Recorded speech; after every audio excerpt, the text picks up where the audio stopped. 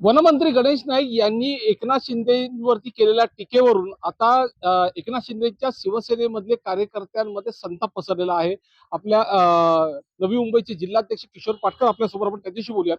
काय म्हणाल, ज्या पद्धतीने निवडणुकीच्या अनुषंगाने आरोप प्रत्यारोप सुरू होत आहेत, आता ह्या आरोप प्रत्यारोपांची पातळी फार घसरायला लागलेली आहे. आजच्या वक्तव्यापासून तुमची काय भूमिका राहणार आहे? आता शिंदे साहेबांना आत टाकायची भाषा करणं म्हणजे शिंदे साहेबांवरती थोडी बलात्काराची केस झालेली आहे. कोणावरती बलात्काराची केस झाली, कोण 2 महिने जामिनासाठी वन-वन फिरत होता. अख्ख्या नवी मुंबईने बघितलेलं आहे. आणि शिंदे साहेबांनी काय कळवा बेलापूर बँक डुबवली आहे काय?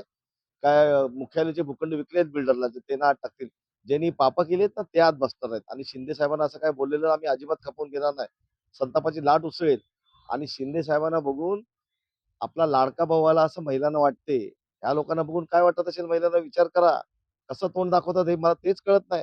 आणि एवढं असं करून त्या अनाथाचा नाथ, लाडक्या बहिणीचा लाडका भाऊ यांना आत टाकायची गोष्टी करतात. कोण का बसणार आहे? आम्ही अजिबात नाही का जशास तसे उत्तर देऊ.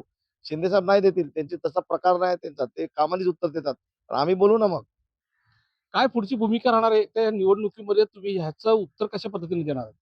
आम्ही निवडणुकीत त्यांना धडा देणारच आहोत. धक्क्यावर धक्के बसणार आहेत. माझ्या भागात 2 धक्के तर त्यांना आज रात्री किंवा उद्या दुपारपर्यंत बसतील. मग त्यांना कळेल का शिंदे साहेब काय चीज आहे. बघत राहा तुम्ही उद्या दुपारपर्यंत. निवडणुकीच्या अनुषंगाने जे असणार आहे. नाही, स्पेशल ट्रीटमेंट लावली आहे. नक्कीच आपण बघू शकतो की ज्या पद्धतीने या निवडणुकीचा रंग चढलेला आहे, त्यावरून स्पष्ट दिसतं की दोन पक्षांमध्ये किंवा किंबहुना दोन नेत्यांमध्ये ज्या पद्धतीने जुंपले त्यावरून ही निवडणूक खूपच मोठ्या प्रमाणात रंगतदार झालेली आहे. विनय म्हात्रे, न्यूज 18 लोकमत, नवी मुंबई.